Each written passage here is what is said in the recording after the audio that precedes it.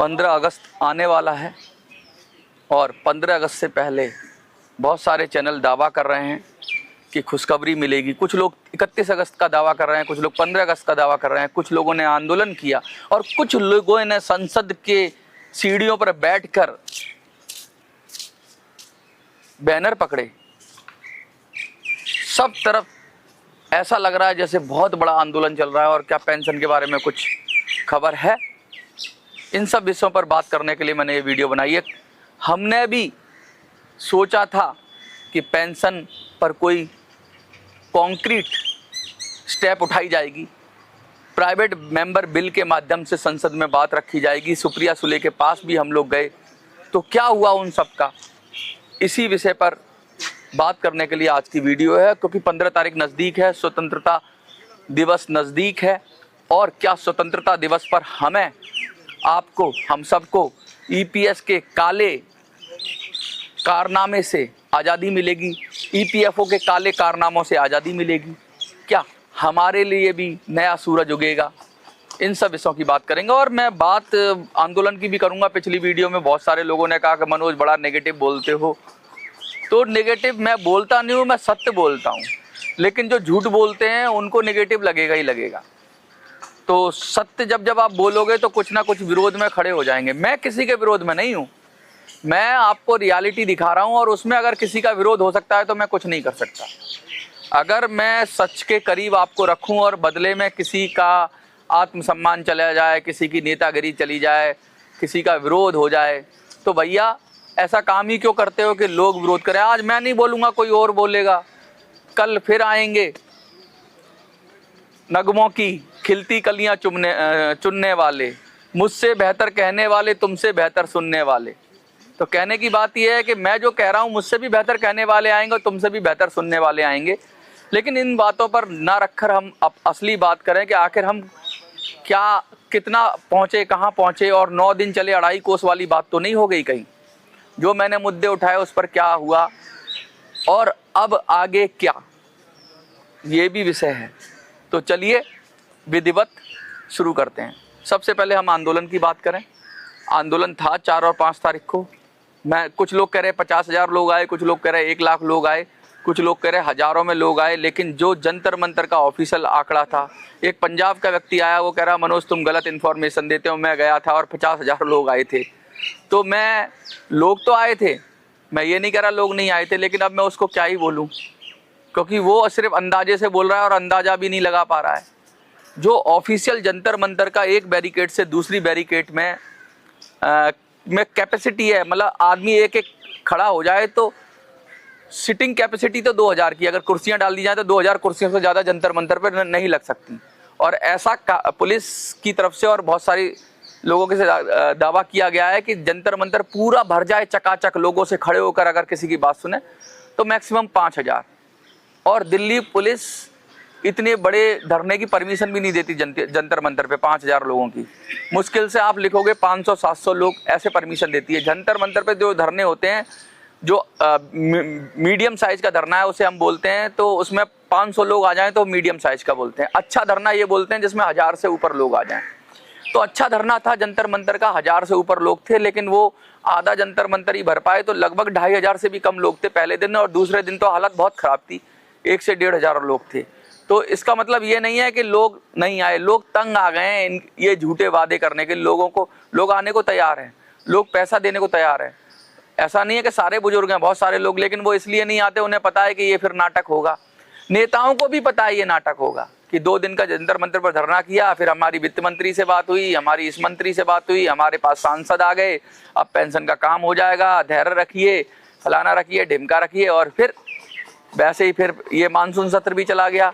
अब बिहार इलेक्शन तक आपको साध के रखा जाएगा कि बिहार इलेक्शन में पेंशनर कहीं क्या बोलते हैं, बिफर ना जाएं, कहीं बिगड़ ना जाएं और कहीं नुकसान ना पहुंचा दें। तो बिहार इलेक्शन के लिए हम रणनीति बनाएंगे हम लोग। ये भी मैंने कहा है कि बिहार इलेक्शन के लिए रणनीति बनाना बहुत ज़रूरी है, वो भी बनाएंगे। तो ये तो बाकी बात हो गई। लेकिन इसके अलावा क्या बात है? इसके अलावा बात है कि भाई संसद में, सदन में क्या हुआ। तो आपको जैसे ही पता है कि 21 या 22 तारीख तक शायद सदन है, और लगातार अब छुट्टियां चल रही हैं। मैं बता दूं, आज आप 10 तारीख है, आज रविवार है, रविवार की छुट्टी है, कल सोमवार, परसों मंगल, सोमवार मंगलवार को भी सदन में ज़्यादा काम नहीं होगा। और उसके बाद 13 तारीख की भी छुट्टी है स्वतंत्रता दिवस के उपलक्ष्य में सदन की, और 14 तारीख की भी छुट्टी है। 15 अगस्त तो 15 अगस्त को छुट्टी होगी। 16 अगस्त को रक्षाबंधन है, 17 तारीख को रविवार यानी इतवार है। तो इतने दिन तो गए। तो आज से लेके 17 तारीख तक तो समझ लीजिए कि सदन में कुछ होने वाला है नहीं ज़्यादा। मैं क्यों कह रहा हूँ सदन में कुछ नहीं होने वाला, क्योंकि सदन का जो रूपरेखा है, जो क्या बोलते हैं टाइम टेबल है, वो मैंने आपको बता दिया। 17 के बाद 3-4 दिन रह जाएंगे, तो उसमें सरकारें अपना काम करेंगी, फटाफट जो बिल लाने होंगे वो पास करेंगी। विपक्ष क्या कर रहा है? विपक्ष कुछ नहीं कर रहा है। EPS 95 के लिए सीढ़ियों पर बैठ जाने से कुछ नहीं होगा। और वो शर्मा शर्मी लोग बैठ जाते हैं कि भाई दिखाने के लिए कि हमने कुछ किया।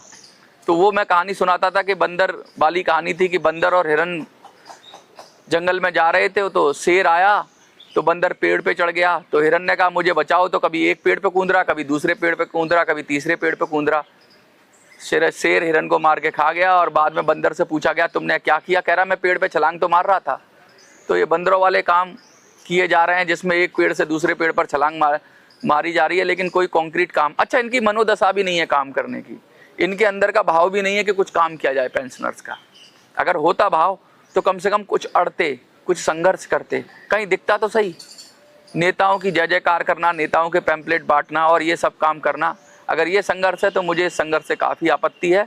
मुझे लगता है फिर अगर ये सकारात्मकता है तो इस सकारात्मकता का करे क्या? फिर तो पार्टी में ही शामिल हो जाइए और उसी के नारे लगाइए।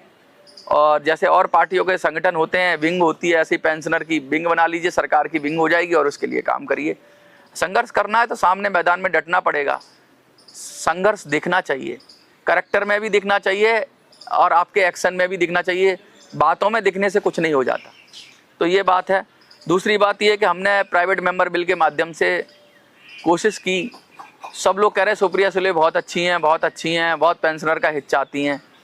तो भाई हित चाहती होती तो एक बिल को सदन में रखने में क्या ही दिक्कत हो जाती उनको? उनका कुछ खराब हो जाता, कुछ हट जाता, उनकी कुछ इज्जत में धब्बा लग जाता, या उनकी नाक नीची हो जाती। नहीं किया ना, तो कोई नहीं है आपका, कोई किसी का नहीं है। झूठे नाते हैं, नातों का क्या? कोई नहीं है। सुप्रिया सुले भी नहीं है, राहुल गांधी भी नहीं है, नरेंद्र मोदी भाई तो है ही नहीं। उन्होंने तो साफ कह रखा है पेंशनर की तो सुनेंगे नहीं। तो ये जो लोग कहते हैं कि कांग्रेस कर देगी या NCP कर देगी, ये सब एक जैसे सब मिले हुए हैं। केजरीवाल का डायलॉग था ना, ये सब मिले हुए हैं, और केजरीवाल भी उनमें ही जाके मिल गया। तो ये सब मिले हुए हैं, इसलिए ये नहीं करेंगे पेंशनर का काम। अपना काम आपको खुद करना पड़ेगा। अपना जिसके कहते हैं ना, जिसके पैर ना फटे बबाई वो क्या जाने पीर पर आई, ऐसा कुछ है। तो जिसको दर्द नहीं होता वो जानता नहीं है दूसरे का दर्द क्या होता है। अब हम इंतज़ार कर रहे थे 15 तारीख का, क्योंकि डेडलाइन यही दी थी कि 15 तारीख तक हम देखते हैं सरकार क्या लेती है या संसद में क्या कोई फैसला लेती है। हमने ये भी तय किया था कि 15 तारीख तक, 15 अगस्त तक हम कोशिश करेंगे कि प्राइवेट मेंबर बिल के माध्यम से सरकार या विपक्ष कोई भी इसमें सदन में रख दे ये जो हमने बनाया था पेंशनर के लिए बिल, जिसमें कि गारंटेड पेंशन होनी चाहिए। लेकिन सरकार की तो क्या विपक्ष भी तैयार नहीं है कि आपकी बात सदन में उठाने के लिए। ये सवाल पूछ लेना, सदन के उस पर बैठ जाना, ये नाटक है। और ये नाटक अब बर्दाश्त से बाहर हो रहा है। एक नाटक होता है थोड़ी देर के लिए, आपको रिलैक्स करता है, चलो कुछ हो रहा है, लेकिन अब ये नाटक साफ साफ दिख रहा है, ये बर्दाश्त से बाहर हो रहा है। और इस नाटक में नेता, सांसद सब शामिल हैं, मंत्री भी शामिल हैं। और मैं चाह रहा हूँ कि अब आपको ये समझ में आना चाहिए कि ये कोई भी आपको पेंशन देने के ना तो मूड में है, ना तो नेता पेंशन दिलवाने के मूड में है, ना ही ये सांसद आपकी बढ़ी हुई पेंशन देना चाहते हैं या कोई उनको सरोकार भी है। बस ये दिखना चाहते हैं, करना नहीं चाहते। तो अब करने के लिए क्या करना होगा? करने के लिए तो सबसे पहले नए शुरू से शुरू करना पड़ेगा। तो शुरू से शुरू करने के लिए वही मैंने कहा कि एक एक आदमी को पूरा खाका बनाना होगा और उसके लिए कुछ बड़ा करना होगा। कि एक बार अगर आ जाएं, जंतर मंतर पर ही आ जाएं, किसी ने चैलेंज किया कि तुम करके दिखाओ धरना, तो मैं तब करूंगा धरना जब जंतर मंतर या दिल्ली जाम करने की स्थिति में हूं। तब मैं धरना करना अच्छा समझूंगा, क्योंकि लड़ने वाली बात है वो। फिर उठाओ, कितनों को उठाओगे? और उसके लिए संख्या बल चाहिए, शक्ति चाहिए, ताकत चाहिए। और ताकत जब तक जुटाए नहीं, अगर मैदान में कूद गए बिगर ताकत जुटाए हुए तो फिर चोट खाकर वापस ही आ जाओ। या तो लड़ना नहीं है तो नाटक करो, आ जाओ जंतर मंतर पे 50 लोगों का धरना लगाओ। लेकिन अगर लड़ना है तो शक्तिशाली बनो, शक्तिशाली बनो, संगठित हो जाओ। और संगठित करना है, कौन करेगा? अगर जिम्मेवारी आप मुझे देंगे तो मैं करूँगा और पूरी शक्ति से करूँगा। संगठित करूँगा, लोगों को एकजुट करूँगा, पूरे देश के कोने कोने से लोगों को जुटाऊँगा। और ये 2-4 हज़ार नहीं, अब करेंगे तो लाखों में करेंगे, जिससे सरकार की ऊपर फर्क पड़े। हमने हरियाणा में किया ना, बैठ के एक बटन दबाते ही कैसे किया, हिला दिया था ना। हरियाणा में सारे आंकड़े देखे थे ना, नोटा को कितना मिला था। हमने हरियाणा के बाद हमने किया, आगे भी किया, जो इलेक्शन हुए उसमें किया, महाराष्ट्र में किया हमने, दिल्ली में किया, हमने दिखाया। और क्या होता है इस इलेक्शन में, जो कमज़ोर होता है वही हारता है। जब हम कोई एक्शन करते हैं तो सच में कमज़ोर होता है, उस पर नुकसान होता है, क्योंकि जो कम वोटों से जीत रहा होता है उसका चुनाव पलट जाता है। तो उलटफेर करने की स्थिति में तो अभी हम हैं, क्योंकि 1 से 1.5% वोट ही इधर उधर करना है, तो वो हमने किया है और हम फिर करेंगे बिहार में, मुझे लगता है। और हम सब मिलकर करेंगे बिहार के लिए। आप तैयारी कर लो।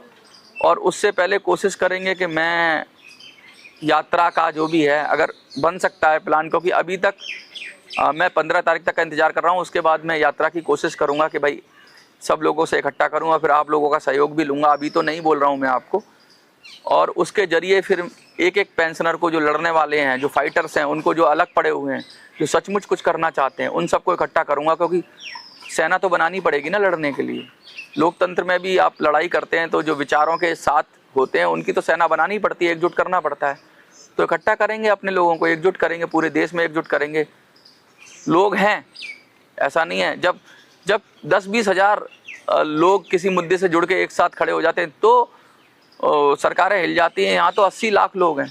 ऐसा थोड़ी ना कि सारे बीमार हैं, सारे कमज़ोर हैं। जो ताकतवर हैं उनको साथ लाना होगा। और वो ताकतवर इसलिए नहीं आ रहे हैं कि ये जो नेता हैं, अभी हाल फिलहाल के नेता हैं, इनके नीचे आ जाते, लेकिन इनके नीचे इसलिए नहीं आना चाहते कि इनकी दिशा और दशा दोनों खराब हो चुकी है। ये सरकार की गोद में जाके बैठ चुके हैं और सरकार के रहमो करम पर और निर्देश पर ही मुझे लगता है काम करते हैं। अगर सरकार के निर्देश पे काम नहीं करते तो कम से कम 2 दिन का इन्होंने जो धरना प्रदर्शन किया था उससे कुछ रिजल्ट लेके उठते। कोई रिजल्ट नहीं, एक धरना प्रदर्शन हुआ और लोग भी नहीं आए। उन्हें पता था, सतर्क हो गए थे, सावधान हो गए थे, तो पैसा उन्होंने वेस्ट नहीं किया अपना। अच्छा हुआ, उनका पैसा और समय खराब नहीं हुआ। क्योंकि अगर कोई रिजल्ट नहीं निकलना है तो ऐसे धरना प्रदर्शन का करने की ज़रूरत ही क्या है। काम वही करो जिसमें कोई रिजल्ट आए, और उस काम को करने के लिए अब तैयारी कर लो। 15 अगस्त तक मुझे नहीं लगता कि अपनी किस्मत खुलेगी या आपकी किस्मत खुलेगी, लेकिन 15 अगस्त के बाद इनकी किस्मत का ढक्कन हम लोग बंद कर देंगे। इनकी किस्मत पर हम ताला लगा देंगे। इनकी किस्मत का बैंड हम लोग बजा देंगे और इनकी किस्मत को धूल में मिला देंगे। जो चमक रहे हैं ना, बहुत सारे लोग कहते हैं कि मेरा टाइम चल रहा है। अरे तुम्हारा टाइम चल रहा है, हमारा भी टाइम चलेगा। तुम्हारा अच्छा दिन चल रहा है तो हमारे भी अच्छे दिन आएंगे। और अब हमारे अच्छे दिन कोई दूसरा नहीं लाएगा, हम खुद लाएंगे। हमारे अच्छे दिन हम खुद लाएंगे। ये संकल्प के साथ मैं कहना चाहता हूँ कि आप लोग अब तैयार हो जाइए। कुर्सी की पेटी बांध लीजिए, कमर पे बेल्ट बांध लीजिए, हाथ में लोकतंत्र रूपी जो भी हथियार हैं, जो हम लड़ सकते हैं, जो विचार का हथियार है, वो उठा लीजिए और इस पर प्रहार करिए। जो आपके खिलाफ है, वो चाहे पक्ष हो या विपक्ष हो, किसी को मत छोड़ो, सबको एक तरफ से रेल दो। क्योंकि कोई आपके साथ नहीं खड़ा है, और जब आपके साथ कोई नहीं खड़ा है तो आपको खुद खड़ा होना पड़ेगा। यही सॉल्यूशन है। किसी नेता, किसी पार्टी के चक्कर में जाओगे तो नाश ही हो जाएगा, और हो रहा है लगातार 10 साल से। कोई सुनने वाला नहीं है, किसी के अंदर कोई मानवता नहीं है, किसी के अंदर कोई इंसानियत नहीं है। अपनी इंसानियत जगाओ, अपना हक और अधिकार के लिए संगठित हो।